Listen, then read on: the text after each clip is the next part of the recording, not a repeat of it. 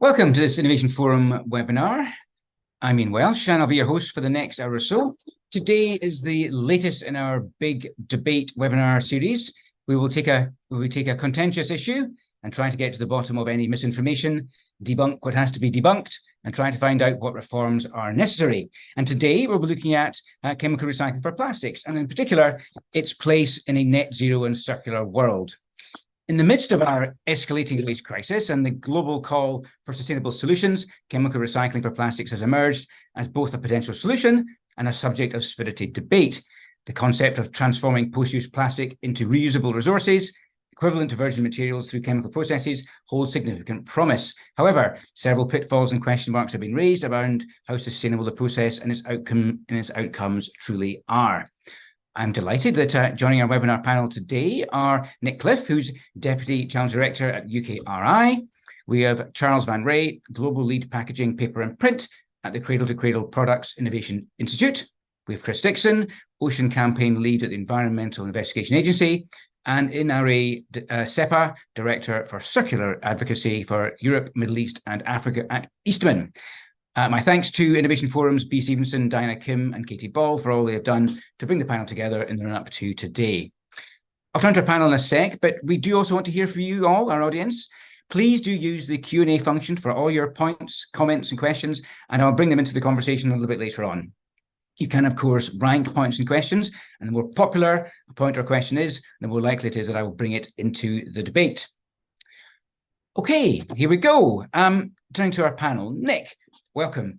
Perhaps give us a two-sentence introduction to UKRI, and then please tell us what you think the potential for chemical recycling could be and why we should explore this potential. Nick. Okay, thank you, Ian, and good afternoon, everybody. So I'm indeed Nick Cliff from UKRI, which is UK Research and Innovation. Specifically, I work in the part of UKRI called Innovate UK, and so we're responsible for driving business-led innovation. And even more specifically, I currently run a multi-year targeted challenge program supporting research and innovation to deliver a more circular and sustainable plastic packaging system. And we are funding quite a few projects in the chemical recycling space, including what we think is the UK's first commercial scale pilot plant in the form of Renew Mura, which is up in the northeast of the country.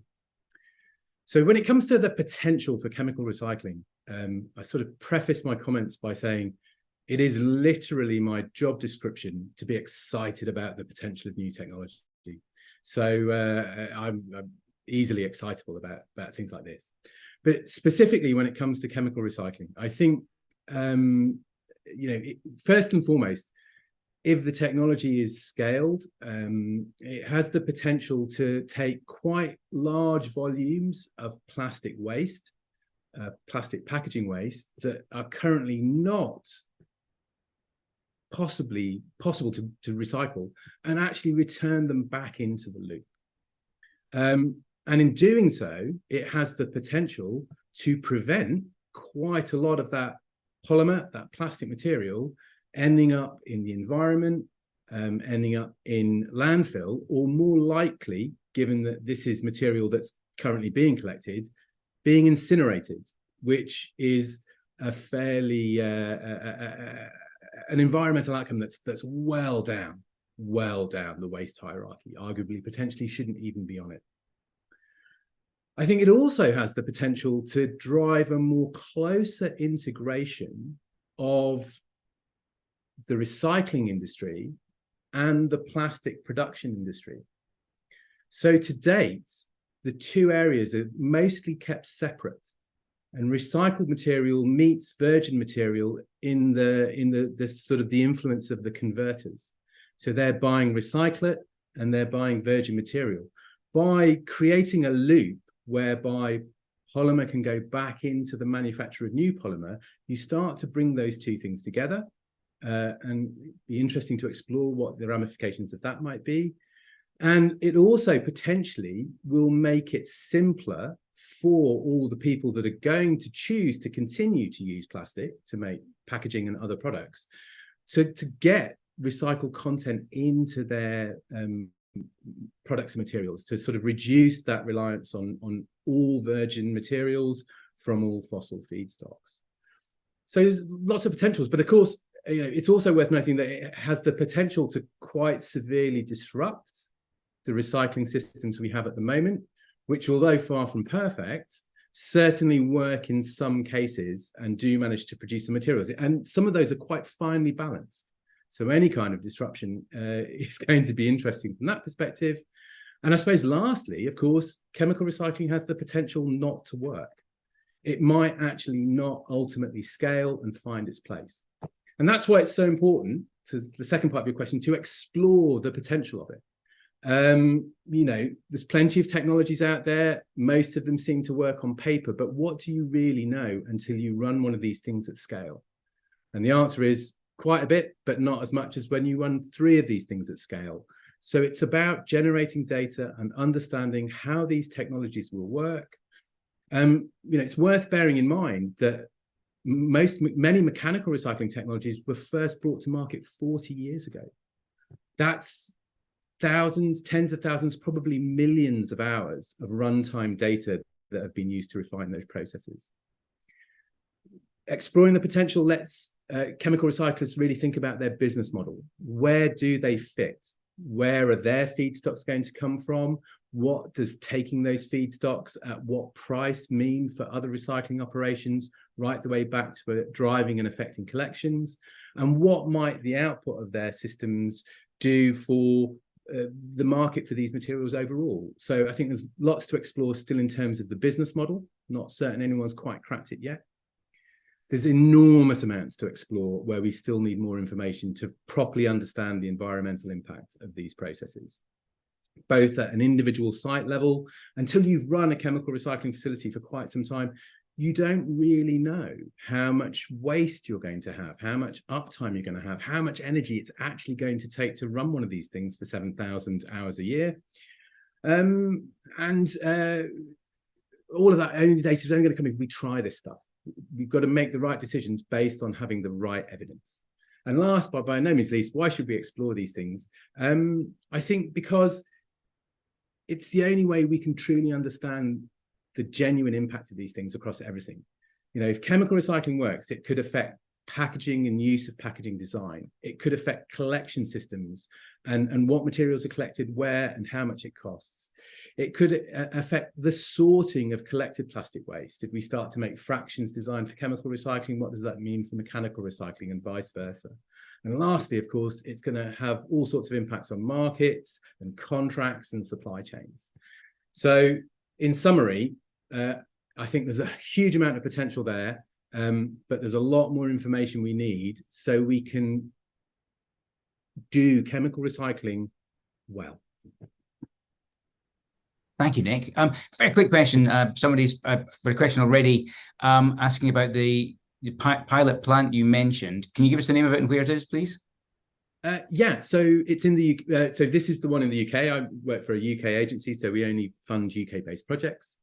It's being built by a company in the UK called Renew ELP, but some of the people attending the webinar might also know them as Mura Technologies, and it's based in Wilton in the northeast of England. Thanks very much indeed. I wonder if you want to comment a little bit about, you talked about the all the need for innovation, the need to develop the technologies. What will success look like? How will we know if chemical recycling is proving to be a success? Because we're probably not at that stage yet, are we? So for me, at an individual challenge level, success looks like a successful completion of the pilot project that we're funding. We have no ownership of this. It's state aid, subsidy control funding. But for us, success will look like that plant up, running, commissioned, and detailed analysis undertaken of the technology itself and the quality of the outputs, the underlying economics and business model. Are they able to secure sufficient feedstocks at the right price and find markets for their outputs that make it commercially viable, of crucial importance for securing investment if this technology is to scale? And of equal importance is a detailed understanding of the energy footprint, the waste footprint, the emissions footprint of owning and operating that facility. Because again, increasingly, those are the sorts of that's the sort of data that you need if you are going to secure investment to grow and scale. Right, thanks very much indeed. Lots we can come back on there, Nick, but thank you very much indeed for setting the scene. Just a quick point, I should have mentioned at the start, we are recording the webinar, as you will all see, and we will be publishing and sharing with you the recording, and we'll be publishing the recording on our audio streams and also putting the video up on YouTube. Okay, Charles, welcome. Why don't you give us the two-sentence introduction to the Cradle to Cradle Products Innovation Institute? Then I've been interested in hearing from you a little bit about some of the challenges that you can see from your experience in the sector in creating truly circular plastic products. Charles. Yeah, good afternoon, everybody. Thank you for participating in this call. My name is Charles van Rij, and I'm a global lead for packaging, paper, and print for the Cradle to Cradle Products Innovation Institute.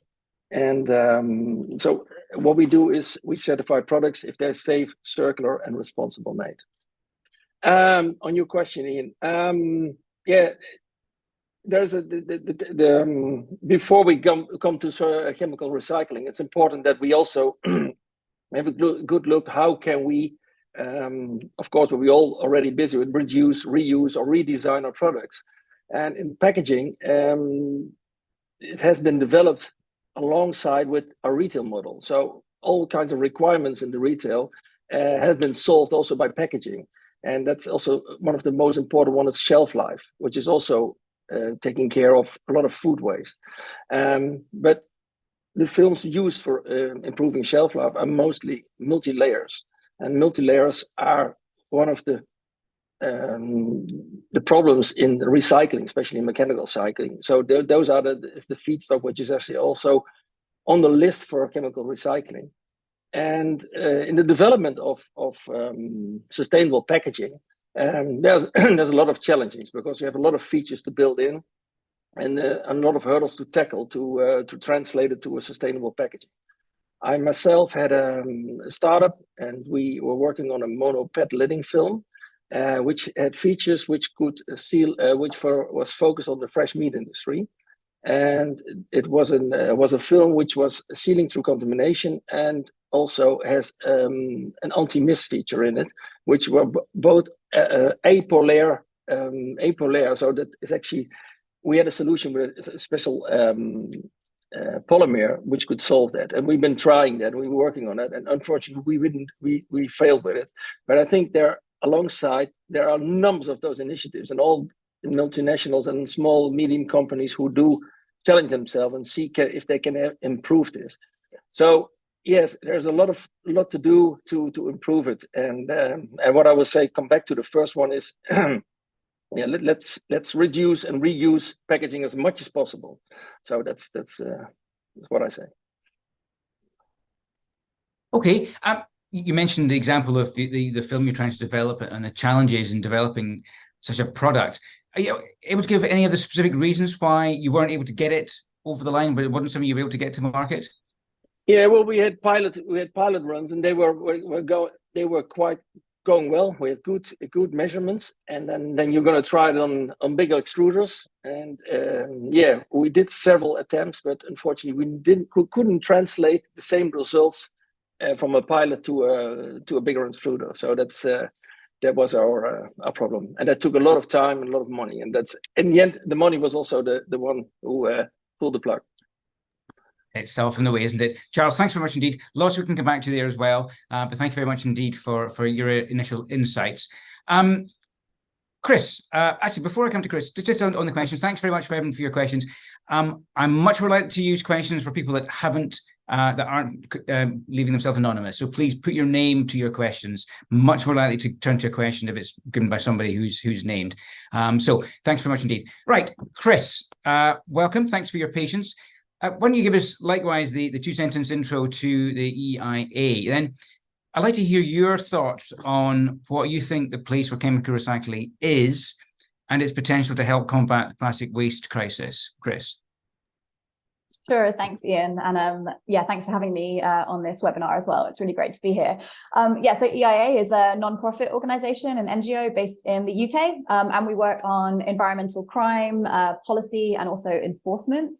I lead the Ocean Programme, within which we have a work stream related to plastics. And my main area of focus is really working on the negotiations for the forthcoming plastics treaty. So I'm really interested in, for example, how things like chemical recycling fit into those new regulations that are being developed, and what is the scope for chemical recycling within the treaty, and how might it be restricted. So I'm really keen to talk about that if there's time on this webinar. But just to sort of come, I guess, to the question at hand about what is the role of chemical recycling. From my perspective, I would say that there isn't a role for chemical recycling. Just from the kind of, I guess, NGO community, like observer perspective, we see it as a really high risk technology in terms of being energy intensive, the risk of toxic emissions. Plastics themselves contain a lot of toxic additives and chemicals of concern. For example, in the treaty, at the moment, we're talking about 10,000 chemicals of concern, which are in plastics, and only, I think, a third of those are actually regulated or thereabouts. So, we have a huge problem with toxicity in plastics, and that doesn't go away when we come to chemically recycling these plastics. There's also the fact that, right now, and I think Nick sort of alluded to this, we have mechanical recycling technology, which is definitely a kind of preferred, environmentally speaking, treatment for plastics, which is quite well established. And chemical recycling is going to kind of put feedstocks in competition. I think it's a bit of a myth. I certainly, when I first heard about chemical recycling, I understood that it was going to be this magic technology that could deal with contaminated plastics. So, my background is working in fishing gear, for example, fishing gear recycling, agricultural plastics, these very kind of soiled plastics, which don't really have a route to kind of safe recyclability. And actually, at the moment, the kind of technology that exists and is demonstrated still relies on clean, pre-sorted plastics for chemical recycling treatment. So it isn't really correct to say that this is going to be some solution for these heavily contaminated plastics. So I think that there are a number of concerns about the viability, and not least the issues I think, Nick, you alluded to, and I think, Charles, you kind of also highlighted this as well in your comments about, what is the economic viability, the scalability. We've seen numerous chemical recycling initiatives collapse, yet at the same time, we're seeing increased investment in this kind of industry unicorn. Ultimately speaking, if we don't deal with the amount of plastic we're actually producing, we're never going to find a solution that deals with it at the end of its life.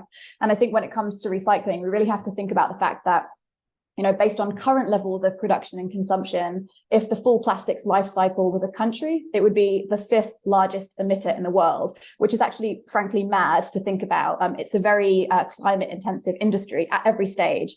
And that's based on kind of current levels of production and consumption. So if we keep investing in climate intensive solutions like chemical recycling, as well as kind of our pathway to rampant overproduction of plastics, we're absolutely going to sail straight past our net zero commitments. So I think we have to bear all of that in mind. It's really the climate impacts, but also the toxicity concerns, and then the economic viability. Should we really be using, government institutional financing to finance these kind of false solutions, or should we be looking at solutions for the future, like investment in scaling reuse and refill infrastructure, which is personally where I'd want to put my money. So I hope that kind of answers your question and gives some food for thought to kick us off in the discussion. It certainly does. Thanks, Chris. Okay, so what's your solution for right now then? We've got lots of plastic that's being incinerated, lots of plastics just releasing into the environment. Chemical recycling does offer a potential solution for that. What's your solution to it? Well, yes, it's a really good question. At the moment, I want to see that governments are really committing to a drastic phase down in plastic production and a ban on global waste exports. Right now, countries like the UK, countries within the EU, but also the US, Japan, are structurally dependent on offshoring our burden of plastic waste, often to low-income countries which don't have the capacity to deal with our waste, but we get to kind of wipe our hands of it and say that we've done our job recycling. That gives a kind of false picture of actually what is the plastic waste crisis that we're dealing with. What does it actually look like? There's very little transparency within the global plastic waste trade, lots of loopholes. It's very open to illegality and very poor enforcement. So right now, we don't even really have a good grasp on, what are the quantities of plastic waste that are being traded and then illegally disposed of or poorly disposed of. So we need to really get a grip on that. And that means looking at our own house, getting our own house in order. So if we ban ban waste exports, for example, from the UK, then we really know how much we're going to have to deal with domestically. What does a drastic reduction in production and consumption look like for the UK? What does capacity and infrastructure development need to look like in the UK if we can't rely on exporting, for example, all of our packaging waste to countries like Turkey? Okay, thanks. Let's just very briefly talk about the Global Plastics Treaty. There's a draft, of course, been released this week. What does the draft say about chemical recycling and its role in the moving forwards? So there isn't really specific text about chemical recycling as a sort of named technology, but there's lots of caveats in there around waste management, different treatment technologies. When we looked at the sort of pre-zero draft, it was called the options paper, there was a specific provision in there, actually, whether the global community could consider a ban on harmful waste treatment activities, and amongst incineration, co-processing and cement kilns, and landfilling, open burning, chemical recycling was actually bracketed in that group, which is very interesting. So I would expect in the negotiations in November, chemical recycling to be discussed. Will there be a kind of prohibition on chemical recycling as a technology, which is obviously, I'm sure, a concern for people like Nick, who might be investing in this if it's something that ends up being banned in 2 to 3 years' time. But we really need to be thinking about that kind of long-term view and what the kind of implications of lock-ins are. It's not just the Global Plastics Treaty, but chemical recycling was really hotly debated at the Basel Convention also this year. There was a conference of parties, and in the end, it was agreed that chemical recycling cannot be considered an environmentally sound treatment of plastic waste. So that was debated for nearly 2 weeks all through the night, because delegates just couldn't agree on this. But ultimately, it was agreed that there wasn't sufficient evidence to say that this is environmentally sound. And the decisions that happen in the Basel Convention will also impact the discussions that happen in the Global Plastics Treaty. So, it would be wise to sort of pay attention to this emerging global governance framework and see the tenor of those conversations, how different member states are actually viewing chemical recycling, because there's quite, strong opposition to chemical recycling as a technology in some countries. Thanks, Chris. Lots of questions coming in, prompted by your remarks. So we'll come back to some of that, I'm no doubt, later in our webinar. Do keep the questions coming. Thanks so much indeed. We've got 11 open questions already, and some have been answered as well. So that's great. All right, Ray, let me turn to you. Thanks very much indeed for your patience. Eastman is, of course, or has, of course, been developing chemical recycling technology for some time. Give us a two-second intro, or a two-sentence intro, rather, to Eastman. And then please respond to some of the challenges that have been presented, some of the difficulties and potentials around chemical recycling, and explain where you think chemical recycling can best be positioned. Over to you. Yeah. Okay. Thank you very much, and good afternoon, everybody. Yes, my name is Inari Seppä. I lead our circular economy advocacy efforts here in Europe. Now, Eastman is a materials innovation company. The company is over 100 years old. We are headquartered in the United States. And anything we do, we have a single purpose as a sort of a corporation, enhancing the life in a material way. Also, our innovation growth strategy is really based on sustainability megatrends and drivers, acknowledging there's a lot of people on Earth. The climate is changing, supposedly, and obviously there is a waste challenge as well. So one of the megatrends where we are really paying attention is the plastics waste challenge. So having listened to all the comments before, I would like to start from the beginning explaining what is actually chemical recycling, because I think there are lots of misunderstandings and misconceptions what it actually is. So I think Nick is very well aware, it's not just one technology, it's a family of technologies. And those technologies, chemical recycling, they use chemical processes to break down the plastics waste into molecular level.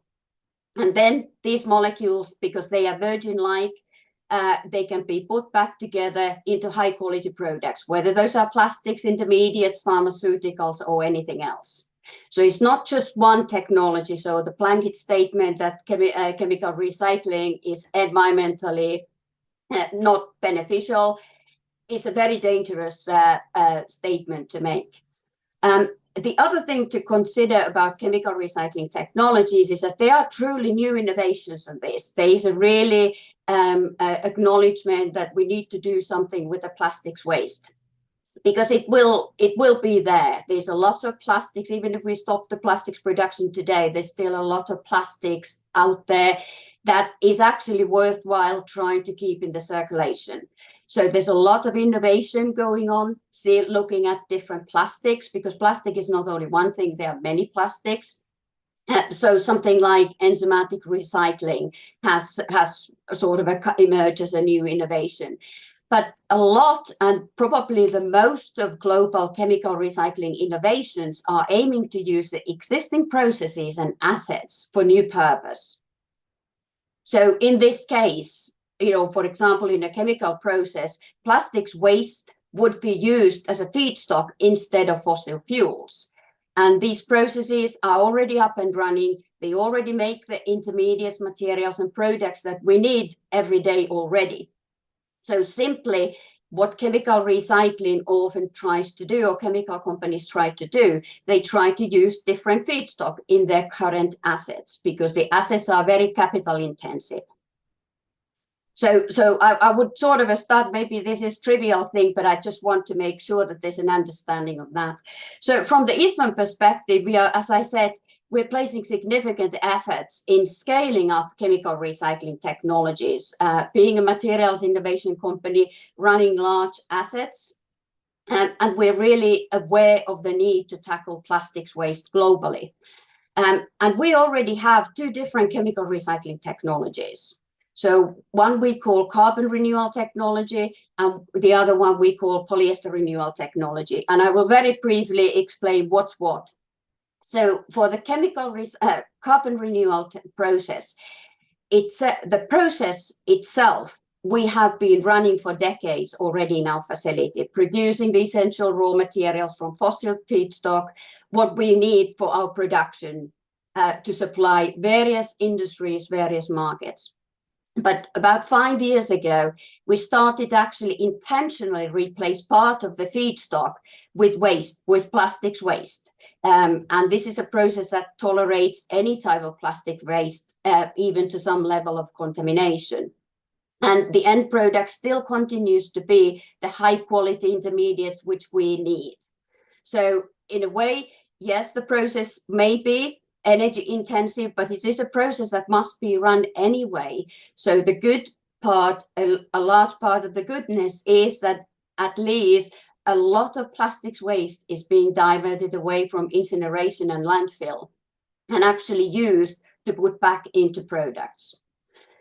So polyester renewal technology is a different technology for us. And it is designed to tackle one type of plastic, which is polyester. We know the PET bottles, that is not what we are aiming to do. There's a lot of other polyesters out there. And this is an interesting thing because this is actually a technology. It's a chemical recycling technology, depolymerization of polyesters, which we have operated already for decades at industrial scale up until 2001. And that comes back from our connection with Kodak. And at some point, there was no need anymore to operate this. But however, what we have seen recently, as we are all aware, there's really a need to do something to the plastics waste, and keep plastics raw materials in circulation. So we decided to take this technology back off the shelf, scale it up, and start using it to turn hard to recycle polyester waste into building blocks that we need to make products that we would be using anyway. And to Nick's point, these are really hard to recycle plastics waste, such as textiles, carpets, colored articles, sometimes multi-layer products, which cannot today or are not commonly today mechanically recycled and aren't mechanically recyclable either. So this is really aiming to divert large amount of polyester-rich waste away from incineration and landfill. We're also very aware that these are small steps. what we are doing, even though our facility, which we are in the process of finalizing in our headquarters in the United States, is going to be the world's largest polyester chemical recycling facility.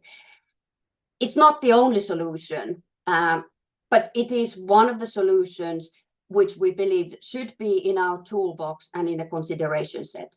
How these technologies will eventually fit into the whole bigger picture remains to be seen.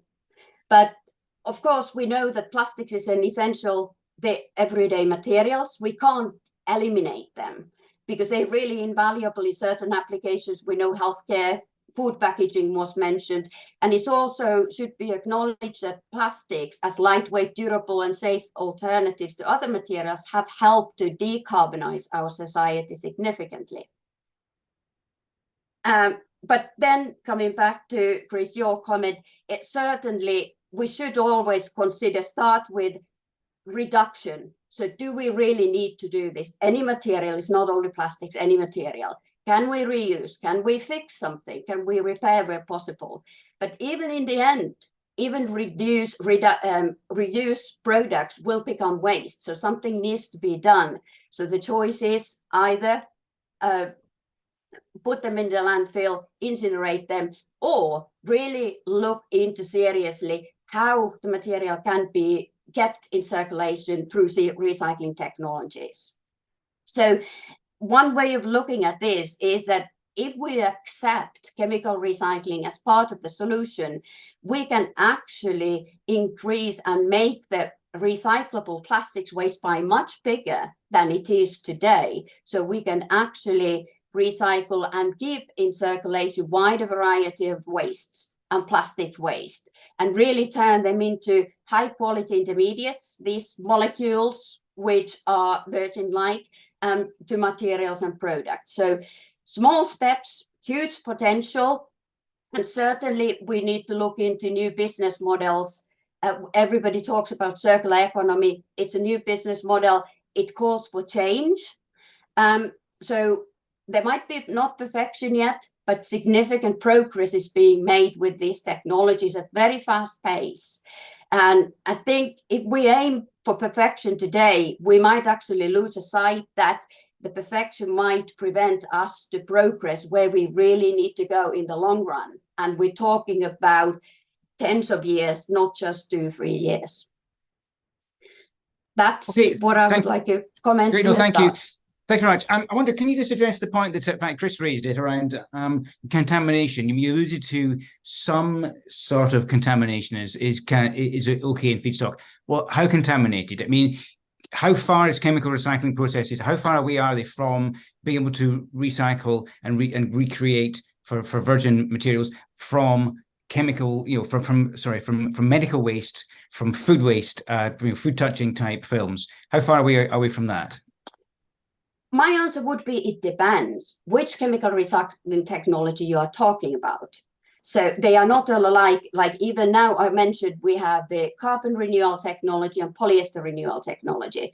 Now the big difference there is that the carbon renewal technology tolerates, it's a process that utilizes high temperature, extremely high temperature. Therefore, it actually can tolerate much more contamination in the feedstock, as, for example, something that is a process that is targeting a specific polymer, like our polyester renewal technology. The process itself is targeted to depolymerize, i.e. break down the polyester polymers. Anything else will be a side stream from that process. So therefore, you really want to put into your process as pure polyester-rich polymer waste as possible. Now, when I say polyester-rich, it doesn't mean that it is a clear PET bottle, not at all. It can be something with dyes. It can be with textiles, as long as majority is polyester. Okay, thanks very much indeed. Let's get to questions. There are a couple of questions that I know our panel want to respond to directly. So Nick, there's a question earlier on been quite popular. How are you thinking about toxicity levels in recycled plastics? What are your views on that? So, always a challenge. You know, and often it helps to sort of, I think, separate out, you know, there's lots of comments around contamination, toxicity, so on and so forth. Almost all feedstocks into a recycling process, be it mechanical or chemical, will carry contaminants for all sorts of reasons, often because people put weird things into their bin. And packaging is used to contain everything from pure mountain spring water, if you're not happy using a tap, to motor oils. It's used to carry pharmaceuticals and so on and so forth. So an enormous amount of time, energy, and effort goes into ensuring that the outputs from recycling operations, no matter what technology you use, are safe and fit for purpose. So if you're producing, a few people have referenced food grade recyclate. So if you're producing a food grade recyclate, you have to meet very, very, very stringent testing protocols by law. Protocols that, in fact, in some cases, don't actually apply. The same testing rigor doesn't apply to virgin resins, although it's a much more controlled process. You know, that's that. And so with chemical recycling, as other people have said, there's different ways you can do it. It's a grab bag term.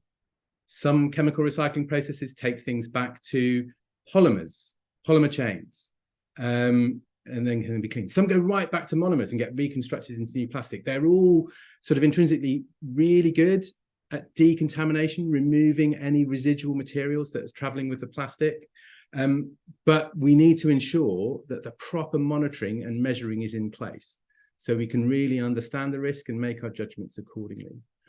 I mean, it is mostly too early to say, but for the most part, I would say that chemical recycling will lend itself to really strongly decontaminating better than mechanical recycling.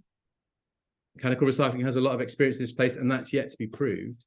But the flip side is anything that comes into your recycling plant, whether you're a mechanical recycling plant or a chemical recycling plant, has to go somewhere. So if heavily contaminated waste plastic comes into a recycling plant, if you have to wash it first, that contamination has gone into the water. So you've got to be in a position to be able to deal with and clean that up. If it's carried into the plastic for low-grade recyclate, that's a problem for your customer. So the industry really focuses on developing solutions for this, but it's really closely monitored for. Thanks very much.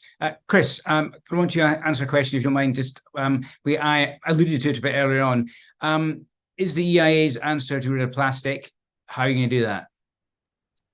Yeah, so I guess, well, the short answer is no, but I'll elaborate. You know, it's not our vision that it's remotely possible to get rid of all plastic, but I like to think that perhaps we could all agree that there are many, many unnecessary applications for which plastic are currently being used. You know, considering that this is a finite resource, some of the ways in which we are using this finite resource don't make any sense. I'm thinking about, you know, the myriad of short-lived single-use plastics, sachets, etc. You know, there's many times on my day-to-day that I see a pointless use of plastics. And so we aren't really going to get anywhere. We already agree, I think, that waste management is struggling with the capacity for what we are currently burdening it with. So we need to radically reduce the amount of plastic that is being produced. And we could start, you know, our proposal, and I think this is shared by many other, not just NGOs, but also governments working on, for example, the plastics treaty, is that we can start by targeting the polymers of concern. So those are the polymers where, you know, there'll be a criteria that's agreed, which could include things like, you know, the hazardous nature of the polymer, whether it's recyclable, risk of leakage into the environment. So you could kind of tackle those groups of chemicals that are in those polymers of concern as an initial matter for an immediate phase down, right, under a binding new agreement. countries would commit to doing that, but that's still only going to be a fraction of the overall volume of plastic that's being produced and used. So we need to also have an approach for dealing with aggregate plastic production reduction. So our proposal would be that there's a targeted phase down to what's kind of being called sustainable levels. We need to agree as a global community, what is a sustainable volume of plastic production and consumption that we're comfortable with, that keeps us within planetary boundaries, which will safeguard the climate system, which will protect human health. When we can agree on that, then we need to structure our phase down to reach those levels. And that can be done through, for example, the New Plastics Treaty. So I think it's really important to think about, there's the polymers of concern, the toxicity, and like almost every problem related to plastic pollution, the solutions begin at the production side, at product design, because maybe we can talk about chemical recycling once we've dealt with toxicity. Because if we know that there's toxic emissions through this process that are related to both the process, but also plastics as a material, if we can deal with those at the production and product design stage, then maybe we can talk about the solutions that recycling can play here. But until we've dealt with those, I really don't think it's appropriate. We need to really be focusing on, what does the future look like in terms of sustainability, in terms of staying within planetary boundaries. And is recycling going to fit there, or should we be thinking about reducing our overall material footprint, looking at alternative systems of delivery? Great, thanks, Chris. Okay, question I want to put to Charles and to Inari. Question is our most popular question, and it boils down to, when we're thinking about solutions here, how do we prioritize packaging closed loop versus least carbon intensive recycling solution? How do we get the balance there? And what is the balance, or the best balance look like? Charles, do you want to crack at that one? Yeah. I just wanted to have also a remark on plastics. Plastics have been very successful, and also plastic will remain. And so we have to face with that. And that's also what we do when we certify companies. We certify products, and we certify them on reducing, reusing, and when you come on board, you get a certification that's on a certain level, and from bronze to platinum. But we keep on challenging them that you reduce, or you find mono solutions, or you make steps that you reduce the plastic use, or bring in more recycled content. So that's where we, as our program, focusing on, and that's the carbon use is there parallel coming into. Okay, so sorry, can you answer the question then around how do you balance closed loop versus least carbon intensive recycling solutions? Yeah, we as the institute, we now focus on the closed, as much as focus on the closed loop, and I think also in recycling on plastics will also have a big, strong. Will develop also in smaller loops. I think especially also with chemical recycling, because of the feedstock is, in some cases, especially post-consumer, very contaminated. Especially there's some results from the Netherlands that only was 30% was so strong contaminated. With 30% was with not plastics. So that means that there's a lot to do also to get this feedstock to a better level. So I think to improve recyclability, we have to get more focus also on the closed loop in specific regions. And there also you get your recycle streams. Thanks, Charles. Just thinking about it in terms of Eastman's approach, how do you get the balance in terms of ensuring that the solutions that you're developing are going to be less environmentally impactful than the existing solutions? I mean, how do you ensure that you are indeed creating a solution that is better than what's already there, or indeed thinking in terms of an incineration type model? Yeah, this is interesting. So we have made a commitment that we will not actually scale up any technology that has higher carbon footprint or higher environmental impacts than our current technologies. So that is a sort of the starting point. Well, how do you measure it? It's always going to be challenges. There's always going to be challenges. So, I mean, if we think about, and for this, obviously, we use the life cycle assessment, which is carried out by external party and also validated by independent advisory board, just to ensure that what is there actually is relevant, and we can rely on that.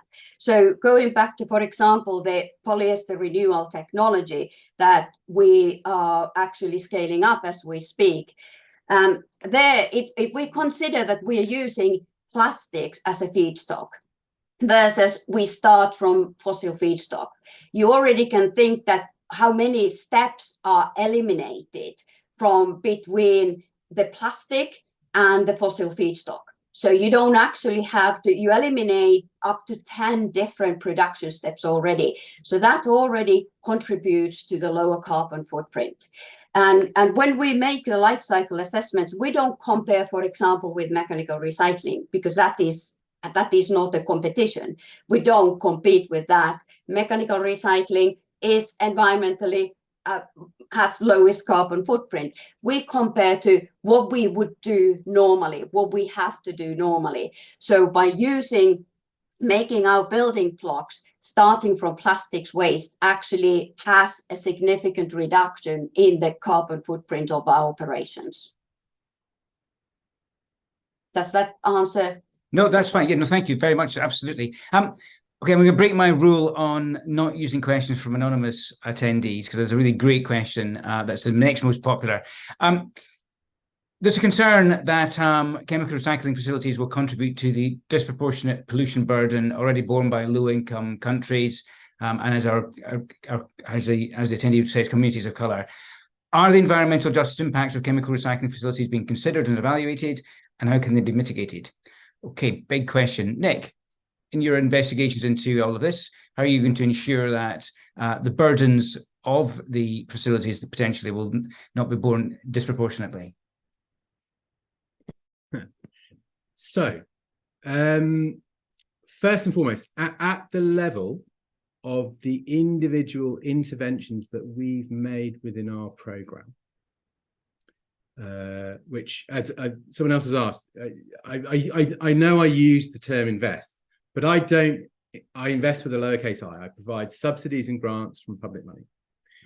So it's beholden on me, operating within the UK, to every project that asks us for funding, we carry out a detailed assessment.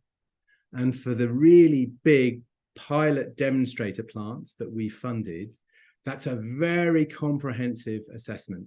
And we developed a specific to my challenge program, an independent environmental impact framework, which we scored all our applicants against.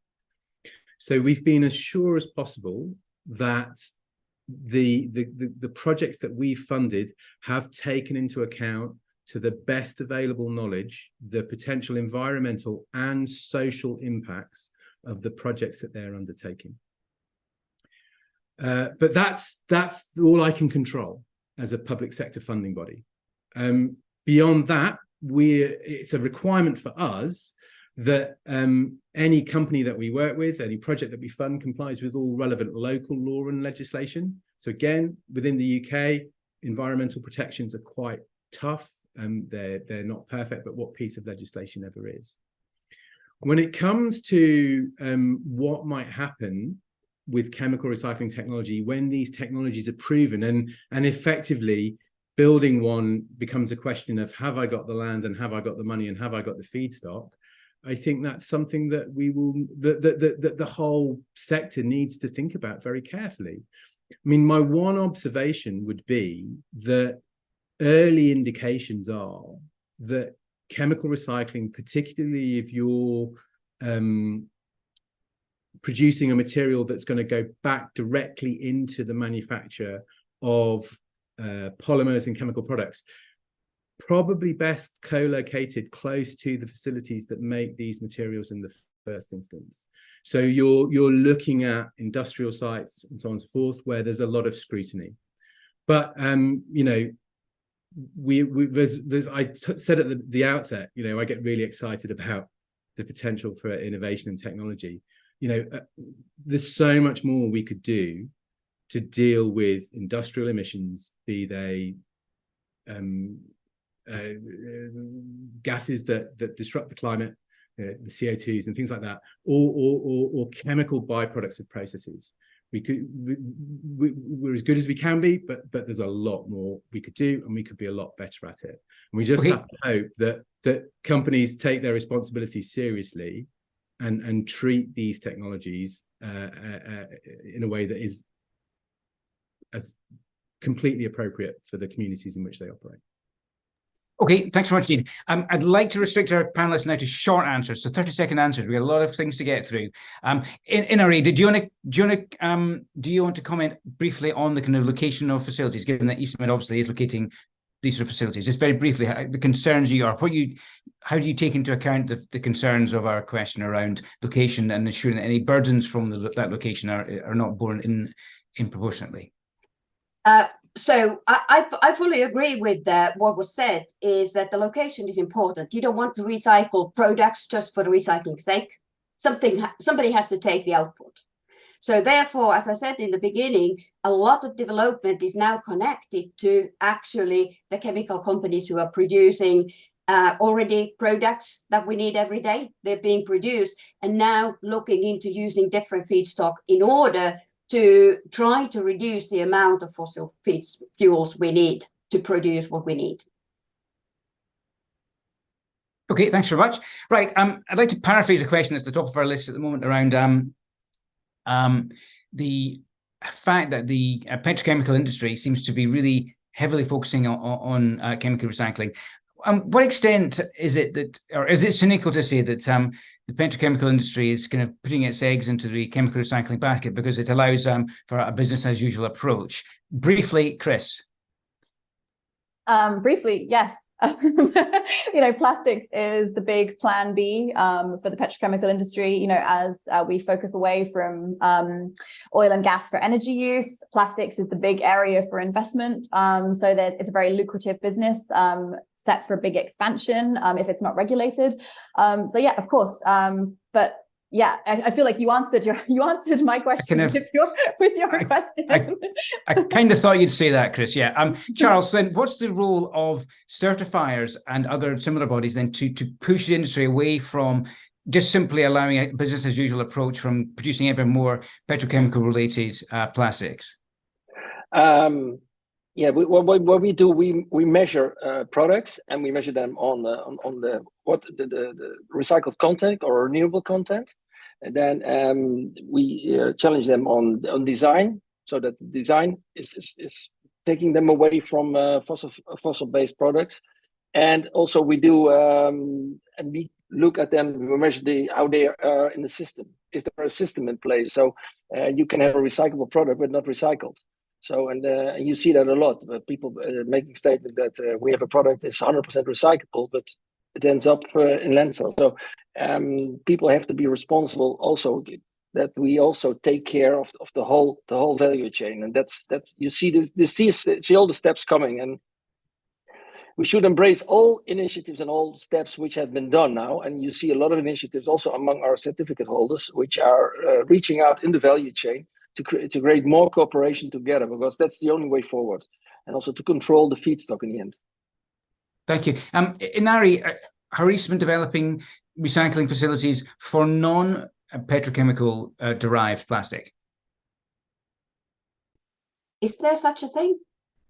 You mean bio-based, renewable plastics? Well, I mean, plastics, future plastics are materials that are not based on petrochemicals. You mean plastics with recycled content? Absolutely. Or plastics derived from cornstarch, other materials. I mean, obviously, we're looking at everything. We actually have a big stream of our products are based on renewable plastics, so cellulose-based plastics as well, and cellulose-derived products in general.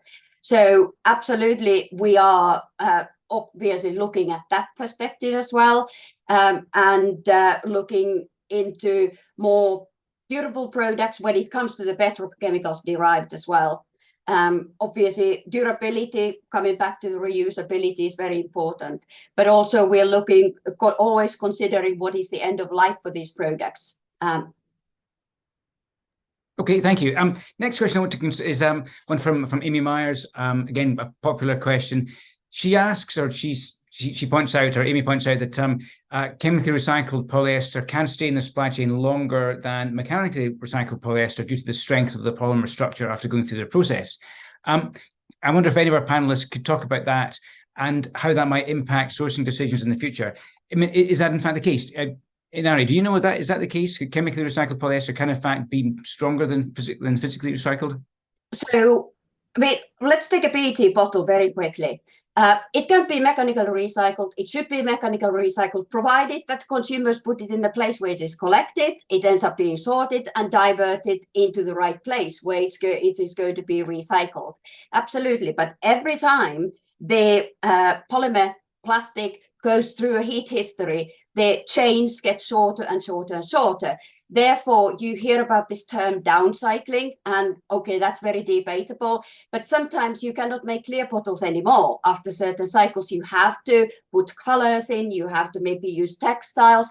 What chemical recycling does, depolymerization does, it does break the polymer down to the basic molecules and basic monomers, building blocks, which means that these monomers can be actually built back to virgin quality polyesters, which can be made back to PET bottles again, which can then be mechanically recycled. So chemical recycling, particularly polyester depolymerization technology, can be considered sort of a refreshing the polyester along the way to make sure that the product stays and those raw materials stay in circulation. Okay, thanks very much indeed. We talked a bit about plastic waste export bans earlier.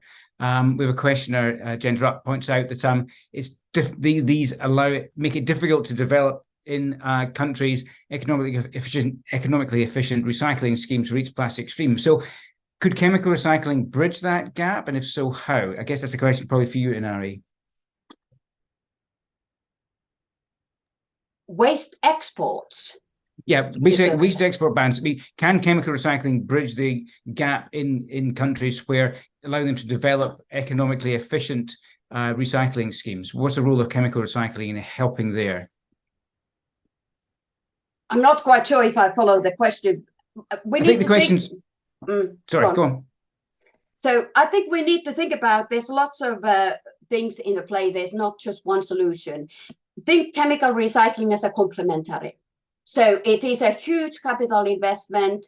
Operational costs are high. So you don't just build chemical recycling plants everywhere.